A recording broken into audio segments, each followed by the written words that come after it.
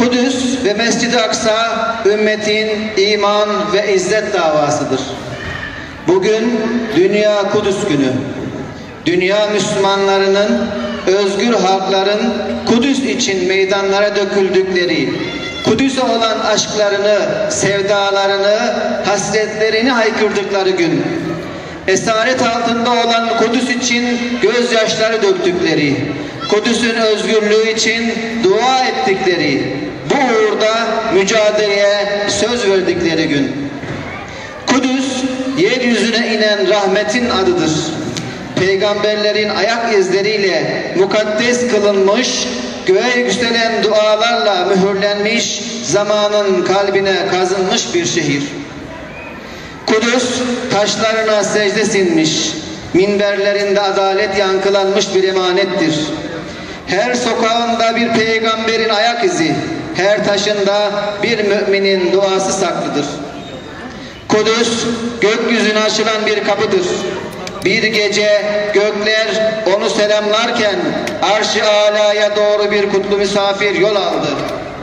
Kudüs, gözyaşıyla yıkanmış, dualarla bezenmiş bir direniş destanıdır.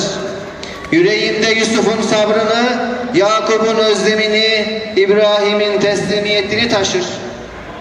Kudüs, yetim çocukların avuçlarında bir kırık ekmek, annelerin gözlerinde sessiz bir feryattır. Her sabah ezanla dirilir, her akşam bir umutla bekler. Kudüs, minarelerinden yükselen her tekbirle, işgal altında bile özgürlüğü fısıldayan bir haykırıştır. Onu esir almak isteyenler, taşlarında yankılanan hakikati duymaktan acizdirler. Kudüs, müminlerin imtihanıdır. Sessiz kalırsak yetim kalacak, sahip çıkarsak şahit olacak.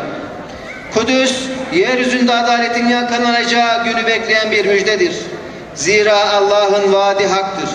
Zalimler nasıl bir inkılapla devrileceklerini yakında bileceklerdir.